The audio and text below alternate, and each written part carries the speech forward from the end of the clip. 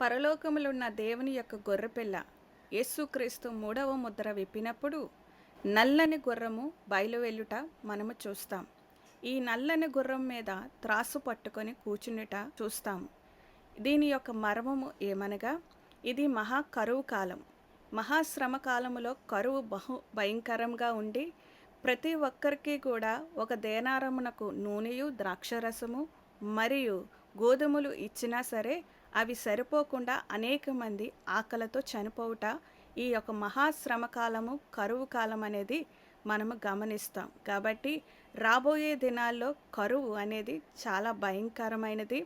ఆకలితో అనేక మంది చనిపోతారు. ఆకలితో అనేక మంది ఒకడినొకడును కొట్టుకుంటూ, ఒకడినొకడు చంపుకుంటూ, మరి ఆహారము కొరకు మరి ఎంతగానో వేసారుతూ అనేక మంది చనిపోవుట, బక్క చిక్కిపోవటం అనేది మనము చూస్తాం. కాబట్టి ఈ యొక్క నల్లని గుర్రము యొక్క మర్మం ఏమనగా, కరువు అనేది బహు భయంకరమైనది అనేది మనము చూడగలము.